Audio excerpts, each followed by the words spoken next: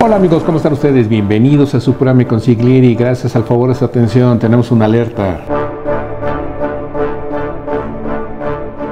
El pasado día 7 de enero del año 2024, el Ejecutivo Federal tuvo a bien, según su criterio, el anunciar que va a mandar dos iniciativas para que el salario mínimo general nunca se incremente en una cantidad menor a lo que sea la inflación, y segundo, se actualice el tema de las pensiones para que el trabajador gane cuando menos el último salario. Ambas situaciones son muy controvertidas. La primera de ellas, sin lugar a dudas, que es el tema inflacionario. Recordemos que el gobierno es quien la determina, quien la reconoce a través de las entidades oficiales. Inflación del 4, 5, 6%, etcétera, etcétera. En fin, una serie de situaciones ahí completamente abstractas, ambiguas, para los que somos ignorantes en el tema. Pero para los que no, dicen, oye, es que el mercado manda otra cosa. En fin, ese es el tema inflacionario. Por lo que hace a los incrementos salariales, se maneja un acuerdo. Sin embargo, ha habido imposiciones. Se diga o no se diga, ese 20% fue exorbitante, y los que ha habido en este gobierno, que han impactado a la planta laboral. Por otro lado, tenemos un tema que sí es sumamente demostrativo de lo que ha sido este gobierno. Le endosan la bronca a Zedillo con su ley del 97 en Seguro Social. Recordemos, esa ley tenía dos características muy importantes.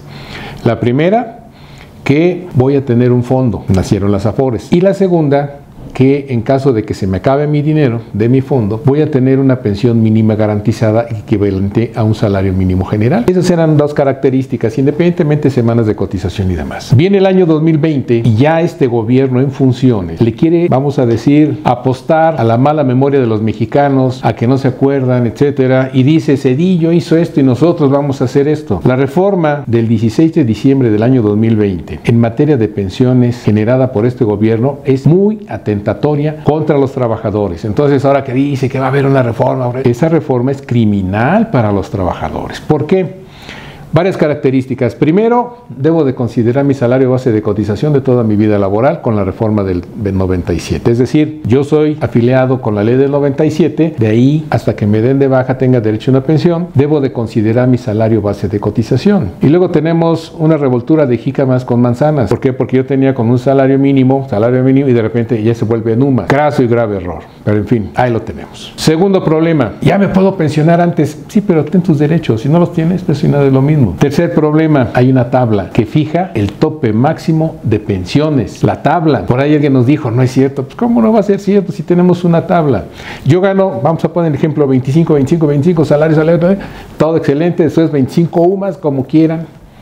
Al final de cuentas, yo me tengo que ir con el importe de mi salario promedio a dividirlo entre el salario mínimo general que esté al momento en el que yo estoy teniendo el trámite de la pensión, porque no es lo mismo que cumpla 60 o 65 años de edad a que hoy los cumplo y dentro de 1 o 2 años hago mi solicitud de pensión. Ahí me van a considerar el salario al momento de la pensión, no al momento de nacer el derecho. No se les olvide. Y sobre esa base ya van a ver a dónde me ubico. Ah, mira, aún así sigo siendo el de mayor rango. Te vas a la tablita de la ley del Seguro Social y te dice cuánto te toca. Así de simple. Y lo peor, es sobre tu fondo existente. Así que, como hemos mencionado, mientras más lana le echo yo a la Afore, pues más me va a alcanzar para poderme pagar yo solo mi pensión. Entonces, ahorita el decir, es que la pensión está mal y Zedillo, es endosar broncas. Tenemos antecedentes pésimos, como lo de Calderón, 6 de enero, del Diario Oficial de la Federación, en donde saca su decreto publicando que las cuotas de Infonavit iban para el pago de pensiones. La Corte, afortunadamente, dio marcha atrás, después de mucho tiempo, no nada más fue de un día para otro. Después de mucho tiempo reconoció la inconstitucionalidad de ese decreto y determinó que no juega así en ese partido. Eso fue con Calderón.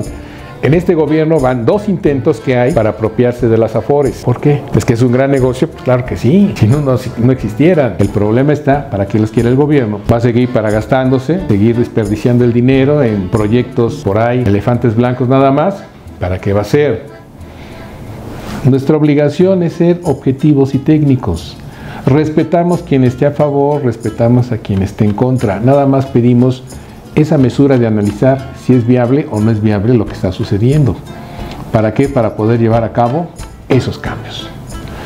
Espero haber llamado tu atención. Como siempre, si te gustó, apóyanos con ese pulgar arriba, esa suscripción, esa campanita, te ves el material nuevo y nos vemos en la que sigue.